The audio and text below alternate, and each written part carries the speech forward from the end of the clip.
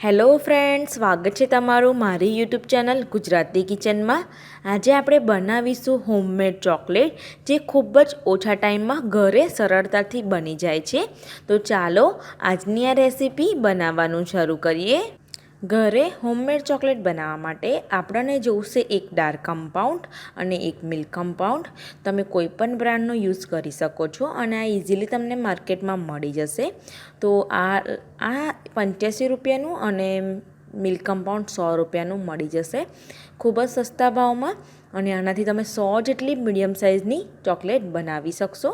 તો આનો આપણે એક સ્લેબ યુઝ કરવાનો છે, તો હું તમને કેવી રીતે યુઝ કરવાનું તે બતાવું છું। તો સૌથી પહેલાં આપણે ડાર્ક કમ્પાઉન્ડમાંથી આપણે એક આ રીતનો જે કટ કરીને આ રીતે બહાર જે આવે તે લેવાનો છે, એક લેવાનો છે। એમાં 4 હોય છે, આપણે એક યુઝ કરીશું, બંને આપણે સરખા ભાગમાં યુઝ કરીશું। તો એક મેં લઈ લીધો છે। હવે આપણે મિલ્ક કમ્પાઉન્ડમાંથી પણ આપણે એક લેવાનો છે। તમને જો વધારે ડાર્ક ચોકલેટ ના ભાવતી હોય તો તમે 2 પણ યુઝ કરી શકો છો। તો હું એને સેમ રીતે એક લઈ લઉં છું। તો મેં બંને એક કમ્પાઉન્ડમાંથી એક સ્લેબ લઈ લીધા છે, ડાર્ક ચોકલેટ અને મિલ્ક ચોકલેટ। હવે આપણે એને ઝીણી ઝીણી સમારી લેવાની છે, જેથી એનો કુકિંગ પ્રોસેસ ખૂબ જ ઓછો થઈ જાય। તો આ રીતે આપણે ટુકડામાં કટ કરી લીધી છે।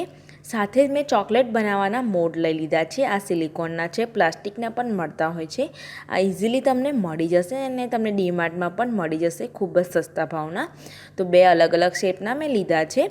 તો હવે આપણે આને ગ્રીસ નથી કરવાના, એમ જ આપણે ચોકલેટ એડ કરવાની છે। તો સૌથી પહેલાં આપણે ચોકલેટને ઓગાળીશું। તો એની માટે મેં એક તપેલી મૂકી છે, એની અંદર પાણી નાખ્યું છે, ખૂબ જ ઓછું પાણી એડ કર્યું છે। હવે આપણે એની ઉપર મોટું વાસણ એડ કરવાનું છે। ધ્યાન એ રાખવાનું છે કે આ જે ઉપરનું જે બાઉલ છે તે નીચે પાણીની અંદર અડે ના। તો આ રીતનું આપણે કરવાનું છે। તો હવે આપણે પાણીને ગરમ થવા દઈશું, ગેસની ફ્લેમ મીડિયમ રાખીને। પાણી ગરમ થઈ ગયું છે, તમે જોઈ શકશો। તો હવે આપણે બાઉલ ઉપર મૂકી લઈશું। કાચના બાઉલની જગ્યાએ તમે સ્ટીલનો બાઉલ પણ યુઝ કરી શકો છો। આપણે બાઉલ એડ કર્યા પછી ગેસની ફ્લેમ સ્લો કરીને જે આપણે કટ કરેલી ચોકલેટ છે તે બધી એડ કરી દેવાની છે। તો હવે તમે થોડી વારમાં જોશો કે ચોકલેટ આપણી ઓગળવા માંડી છે, નીચે પાણી બોઇલ થાય છે, તે એની વરાળથી જ આપણી આ ચોકલેટ સરસ ઓગળી જશે। અને એને આ જ રીતે ઓગાળવાની છે ચોકલેટને, થોડી જ વારમાં એ સરસ ઓગળીને તૈયાર થઈ જશે। તો લગભગ 2 જ મિનિટમાં એ સરસ ઓગળવા માંડશે અને 3 મિનિટમાં તો બધી ચોકલેટ ઓગળીને તૈયાર થઈ જશે। થોડી જ વારમાં તમે જોશો કે આપણી જે ચોકલેટ છે બધી સરસ ઓગળી ગઈ છે। આ રીતનું એક સિરપ થઈ જશે, બંને ચોકલેટ મિક્સ થઈને તૈયાર થઈ ગઈ છે। આ ટાઈમે તમે ચોકલેટ સિરપની અંદર કાપેલા ડ્રાયફ્રૂટ કે તમારા મનપસંદના બિસ્કિટ ઝીણા ઝીણા સમારીને પણ એડ કરી શકો છો। કોઈ પણ ડ્રાયફ્રૂટ પણ આ ટાઈમે એડ કરી શકો છો। તો હવે આપણે ગેસને બંધ કરી દેવાનું છે અને આપણે ગેસની ઉપર જ વાસણ રાખવાનું છે। અને જે આપણે મોલ્ડ લીધો છે એની અંદર આપણે એક ચમચી જેટલું અંદર સમાય એટલું એડ કરીને મોલ્ડને ભરી દેવાનો છે। તો હું આ જ રીતે ચોકલેટ મોલ્ડની અંદર ભરી દઉં છું।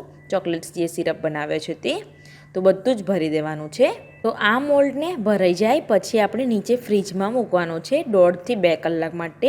ફ્રીઝરમાં નથી મૂકવાનું, નીચે ફ્રીઝમાં જ મૂકી દેવાનું છે। 2 કલાકમાં એ સરસ સેટ થઈ જશે।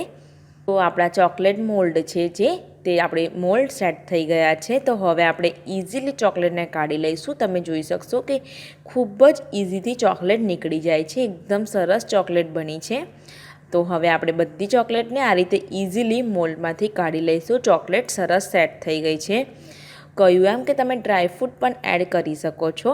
તો હું આ ચોકલેટ મોલ્ડમાંથી ચોકલેટને બધી કાઢીને તૈયાર કરી લઉં છું। એ જ રીતે આપણે જે બીજા મોલ્ડમાં પણ એડ કરી હતી ચોકલેટ, તો એ પણ તમે જોઈ શકશો કે એનો પણ ખૂબ જ સરસ શેપ આવ્યો છે। તો એ પણ હું ઇઝીલીથી બહાર નીકાળી લઉં છું। તમે જોઈ શકશો કે એ પણ સરસ સેટ થઈ ગયું છે।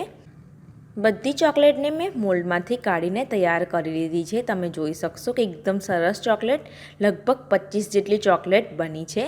તો આપણી આ ઘરે બનાવેલી ચોકલેટ બનીને તૈયાર છે। તમે એને એક એરટાઇટ ડબ્બામાં ભરીને સર્વ કરી શકો છો।